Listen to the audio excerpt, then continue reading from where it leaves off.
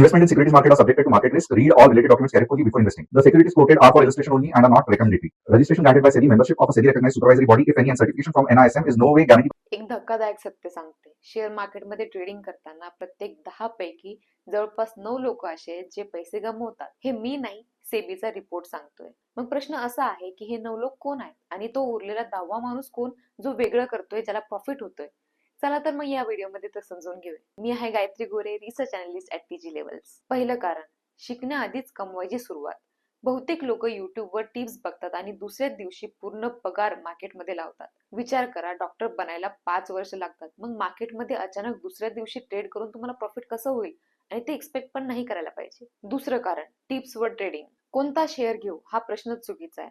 जेव्हा तुम्ही दुसऱ्यांच्या टिप्सवर पैसे लावतात तेव्हा नफा झाला तर नशीब, नाहीतर तोटा झाला तर तुमचाच पैसा वाया जाईल. स्वतःला विचारा, एंट्री का घेतली, एक्झिट कुठे करायचा आणि स्टॉप लॉस कुठे लावायचा?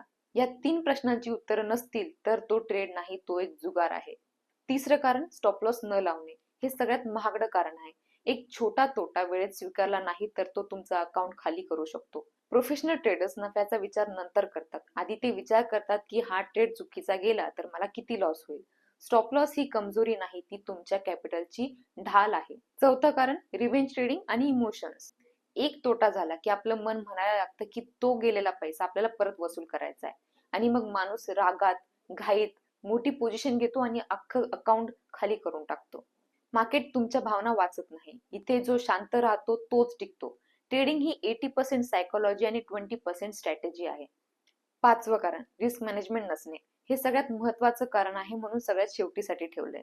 जो माणूस एका ट्रेडमध्ये 20 ते 30% लावतो तो लवकरच संपतो. आणि तिथेच 1 ते 2% रिस्क घेणारा माणूस जास्त काळ टिकतो. आणि मार्केटमध्ये हेच हवं असतं. तर लक्षात ठेवा, पैसे कमवणारे आणि गमावणारे यामध्ये टिप्सचा फरक नाही, शिस्तीचा फरक आहे. आणि या चॅनलवरती आपण नेमकी हीच शिस्त स्टेप बाय स्टेप शिकणार आहोत. जर हा व्हिडिओ आवडला असेल तर नक्की लाईक करा, चॅनलला सबस्क्राईब करा आणि एका मित्राला नक्की पाठवा, ज्याला मार्केटमध्ये पैसे वाचवायचे आहेत. तर भेटूया पुढच्या व्हिडिओमध्ये. तोपर्यंत शिकत राहा आणि शिस्तीत ट्रेड करत राहा.